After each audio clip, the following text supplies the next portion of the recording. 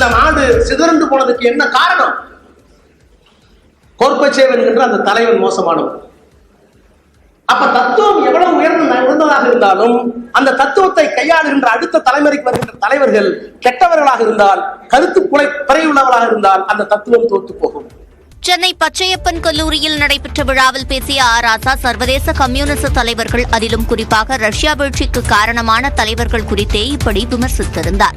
ஆனால் அது தமிழ்நாட்டைச் சேர்ந்த தலைவர்கள் குறித்த விமர்சனமாக பார்க்கப்பட்டு அதே கோணத்தில் மார்க்சிஸ்ட் கம்யூனிஸ்ட் கட்சியின் மாநில செயலாளர் பே. சண்முகத்திடம் கேள்வியாக எழுப்பப்பட்டது. நாங்க தீவிரமாக செயல்பட்டு இருக்கோன்றது தமிழ்நாட்டு மக்களுக்கு தெரியும், ஊடக நண்பர்களுக்கு தெரியும். அதனால தலைவர்களுடைய செயல்பாடு நீர்த்து போச்சு என்பதெல்லாம் ரொம்ப ரொம்ப தவறானது. அது எந்த ஒரு அடிப்படையற்ற ஒரு குற்றச்சாட்டு என்பதுதான் என்னுடைய பதில். இதே கோணத்தில் கேள்வி முன்வைக்கப்பட்ட நிலையில் தமிழக பாஜக தலைவர் அண்ணாமலையும் ராசாவின் பேட்டியை முழுமையாக பார்க்காமல் பதிலளித்தார். இந்த மாதிரி ராசா சொல்லியிருந்தாங்க அப்படின்னா கம்யூனிஸ்ட் நண்பர்கள் கூட்டணியிலிருந்து வெளியே வரணும். தமிழ்நாட்டில் 3.5 ஆண்டு காலமாக திமுக செல்வதற்கெல்லாம் சாமரம் வீசி வீசி இன்னைக்கு கம்யூனிஸ்ட் கட்சி நீர்த்து போயிருச்சு அப்படி சொல்றாங்க. ராசாவின் பேச்சை முழுமையாக புரிந்து கொள்ளாமல் எழுப்பப்பட்ட கேள்விகளும் அதற்கான பதில்களும் விமர்சனத்திற்கு உள்ளாகி இருக்கின்றன. திமுக அரசை கடுமையாக விமர்சித்து வரும் நிலையில் முதலமைச்சர் மு.க. ஸ்டாலின் கலந்து கொண்ட புகைப்பட திறப்பு விழாவில் கே. பாலகிருஷ்ணன், பே. சண்முகம் ஆகியோர் பங்கேற்றனர்.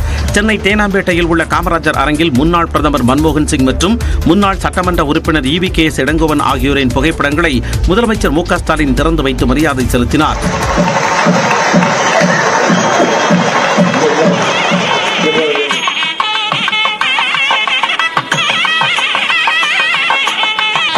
இந்த விழாவில் ப. சிதம்பரம், வைகோ, திருமாவளவன், முத்தரசன், காதர் மொய்தீன், கி. வீரமணி உள்ளிட்டோர் கலந்து கொண்டனர். தமிழ்நாட்டில் அறிவிக்கப்படாத எமர்ஜென்சி நிலவுகிறதா என்று கேள்வி எழுப்பிய மார்க்சிஸ்ட் கம்யூனிஸ்ட் கட்சியின் முன்னாள் மாநில செயலாளர் கே. பாலகிருஷ்ணன் மற்றும் தற்போதைய மாநில செயலாளர் பே. சண்முகம் ஆகியோரும் பங்கேற்றனர்.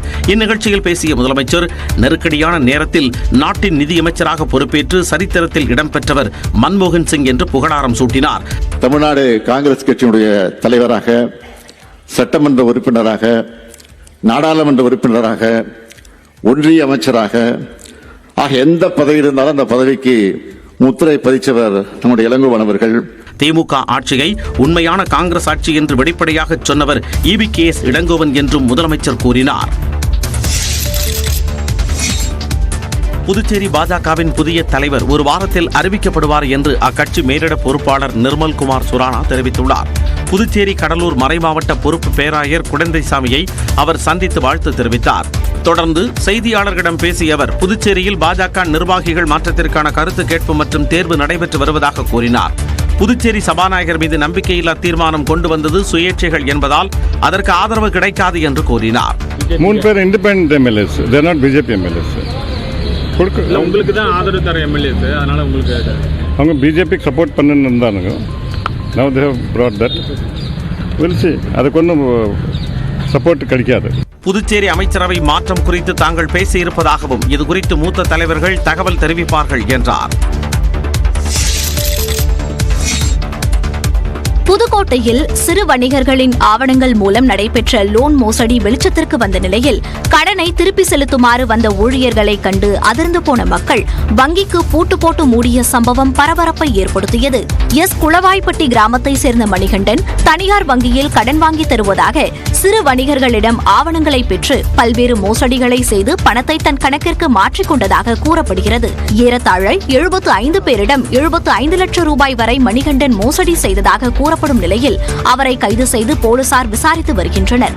இந்நிலையில் மணிகண்டனால் ஏமாற்றப்பட்டவர்களிடம் வங்கி அதிகாரிகள் கடனை திருப்பி செலுத்துமாறு கூறியதாக சொல்லப்படுகிறது. இதனால் அதிருப்திக்குள்ளானவர்கள் ஊழியர்களை வெளியேற்றிவிட்டு வங்கிக்கு பூட்டு போட்டனர். இதுகுறித்து தகவல் அறிந்து வந்த போலீசார் பேச்சுவார்த்தை நடத்தி வங்கியை திறந்தனர். மேலும் மணிகண்டனுக்கு வங்கியில் இருப்பவர்கள் உதவியிருக்கலாம் என சந்தேகத்தின் பேரில் விசாரித்து வருவதாக போலீசார் தெரிவித்தனர்.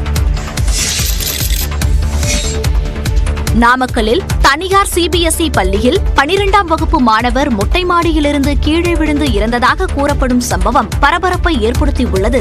கரூரில் உள்ள கோவை நகரை சேர்ந்தவர் ராஜேந்திரன். இவரது மகன் அஜய் நாமக்கல் துறையூர் சாலையில் கூலிப்பட்டி என்ற இடத்தில் அமைந்துள்ள சைத்தன்யா டெக்னோ பள்ளியில் 12ஆம் வகுப்பு படித்து வந்தார். விடுதியில் தங்கியிருந்த அஜய் நேற்று முன்தினம் மொட்டை மாடியிலிருந்து கீழே விழுந்ததாக கூறப்படுகிறது. பலத்த காயங்களுடன் சேலத்தில் உள்ள தனியார் மருத்துவமனையில் அனுமதிக்கப்பட்ட அஜய் நேற்று உயிரிழந்தார். அடையாள அட்டை, புத்தகம், பேக் ஆகியவற்றுடன் அஜய் மாடிக்கு செல்லும் போது பதிவான சிசிடிவி காட்சிகளை எடுத்து காவல்துறையினர் விசாரிக்கின்றனர். சக மாணவர்களுடன் ஏற்பட்ட சண்டையின் போது அவர் கீழே தள்ளிவிடப்பட்டு கொலை செய்யப்பட்டாரா அல்லது தற்கொலை செய்யும் நோக்கத்தில் கீழே விழுந்தாரா எனவும் விசாரணை நடத்தப்படுகிறது. அதே நேரத்தில் தனது மகன் மரணத்தில் சந்தேகம் இருப்பதாகவும் முழுமையான விசாரணை நடத்த வேண்டும் எனவும் அவரது தந்தை ராஜேந்திரன் வலியுறுத்தியுள்ளார். சத்துணவு அமைப்பாளர்களுக்கான கூடுதல் பொறுப்பு படியை 1000 ரூபாயாக உயர்த்தி தமிழ்நாடு அரசு அரசாணை வெளியிட்டுள்ளது. சத்துணவு அமைப்பாளர்களுக்கு மாதத்திற்கு 600 ரூபாய் கூடுதல் பொறுப்பு படி வழங்கப்பட்டு வந்த நிலையில் தற்போது 1000 ரூபாயாக உயர்த்தப்பட்டுள்ளது.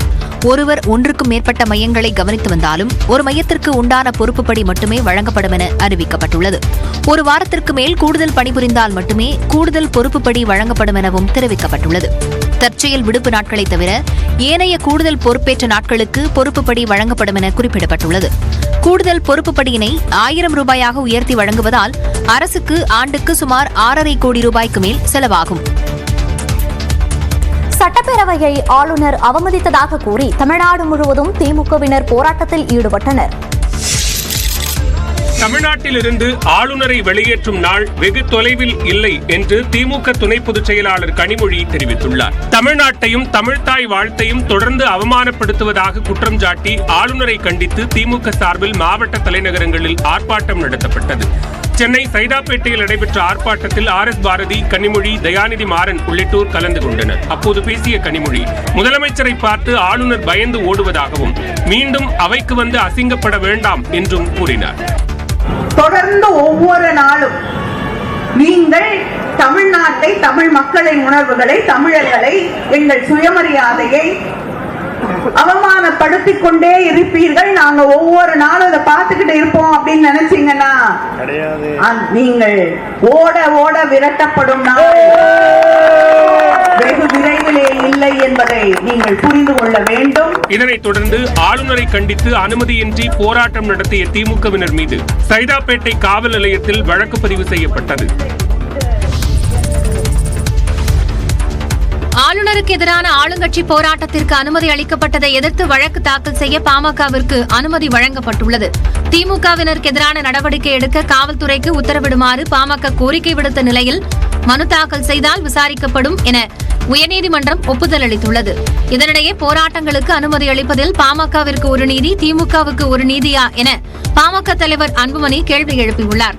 திமுகவின் போராட்டங்களின் போது பல இடங்களில் விதிமீறல்கள் நடந்ததாகவும் ஆனால் எவரும் கைது செய்யப்படவில்லை என்றும் தெரிவித்துள்ள அவர் காவல்துறை இரட்டை வேடம் போடுவதாக குற்றம் சாட்டியுள்ளார். பிற கட்சி